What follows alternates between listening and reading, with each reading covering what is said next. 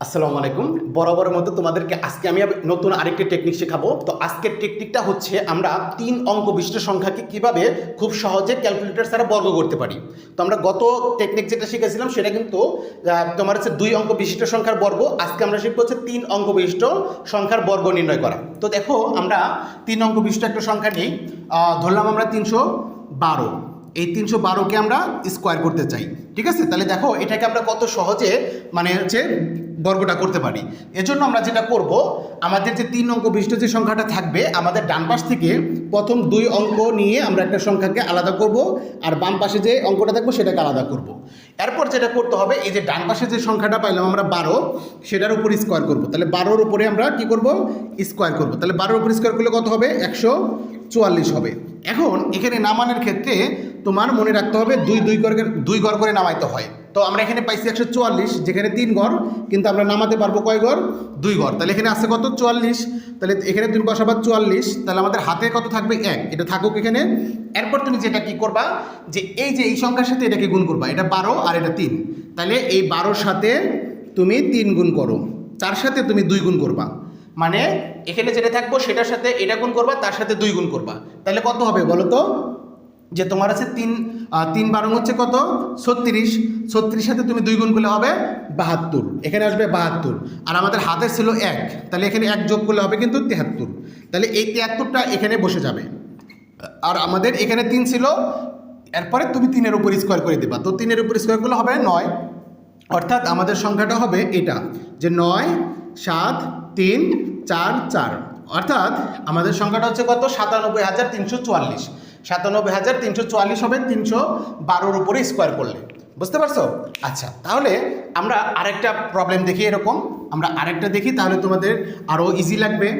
আমরা আরও সহজভাবে মানে আরও কয়েকটা করলে তোমার হচ্ছে মানে কনফিডেন্স বিল্ড হয়ে যাবে। তাহলে দেখো আমরা 312 নিয়েছিলাম, এখন আমরা আরেকটু বড় নেই। যে আমরা ধরো এখানে 4 নিলাম, আর এখানে আমরা নিলাম হচ্ছে 15। তাহলে তার উপরে স্কোয়ার করতে চাই আমরা, 415-র উপরে স্কোয়ার করব। তাহলে দেখো আমাদের সর্বপ্রথম এটাকে আলাদা করলাম, এটাকে আলাদা করলাম। তাহলে 15-র উপর স্কোয়ার করলে কত হবে? 15-র উপর তুমি যদি স্কোয়ার করো তাহলে পাবা হচ্ছে তুমি 225। তাহলে 225 থেকে আমরা এই যে ডান পাশের 2টা ঘর এখানে নামাইতে পারবো। এখানে আমরা 2 ঘর নামাইতে পারবো। 25 আমাদের হাতে 2 আছে কিন্তু। ওকে, এরপর আমরা কি করব, যে এই 15-র সাথে এই 4কে গুণ করব। যে 15 গুণন 4, তার সাথে আরও 2 গুণ করতে হবে। তাহলে 4 গুণন কত হয়? 60। তো 60-এর সাথে তুমি যদি 2 গুণ করো হবে 120। 120 হবে। তাহলে দেখো 120-এর আমরা কিন্তু এখানে 2 ঘর করে নামাতে পারবো। তাহলে আমরা 120-এর এই 2 ঘর নামাবো আর কি। হাতে আমাদের 1 থেকে যাবে এখানে। তাহলে কত হবে? 20। হাতে আমাদের 1 আছে। এরপর কি করব? এই 4-এর উপর স্কোয়ার করব। তো 4-এর উপর স্কোয়ার করলে কত হয়? 4-এর উপর স্কোয়ার করলে হবে 16। আর এখানে আমাদের হাতে 1 ছিল, তাহলে 1 এখানে যোগ করে দাও, তাহলে হবে 17। অর্থাৎ এখানে আমাদের বসবে হচ্ছে 17। অর্থাৎ আমাদের সংখ্যাটা হবে 17 20 25। অর্থাৎ আমাদের কত আসলো? আমাদের আছে 1,72,025। অর্থাৎ আমরা যদি 415-র উপর স্কোয়ার করি তাহলে আমাদের সংখ্যাটা আসবে 1,72,025। আমরা আরেকটা প্রবলেম দেখাই, তাহলে তোমাদের আরেকটু বেশি তোমরা ক্লিয়ার হয়ে যাবা। তো আমরা আরেকটা সংখ্যা নেই, এটা একটু মুছে ফেলি। আমরা এবার তোমার হচ্ছে কত নিতে পারি? 3 অঙ্ক বিশিষ্ট সংখ্যা। ধরো এখানে আমি নিলাম হচ্ছে 7, এখানে 7 নিলাম, আর এখানে আমি ধরো 11 নিই। 11, অর্থাৎ 711-র উপর আমরা স্কোয়ার করব। তাহলে দেখো আমরা এটাকে আলাদা করি, যে 2 ঘর আর 1 ঘর। তাহলে আমরা সর্বপ্রথম কি করব? আমরা 11-র উপর স্কোয়ার করব। তো 11-র উপর স্কোয়ার করলে কত হবে? 11 11 121 হয়, তাই না? 11-র উপর স্কোয়ার করলে হবে 121। তো 121 যদি হয় তাহলে সেখান থেকে আমরা 2 ঘর নামাইতে পারবো। তাহলে আমরা 21 নামাবো, এখানে 21 নামাবো।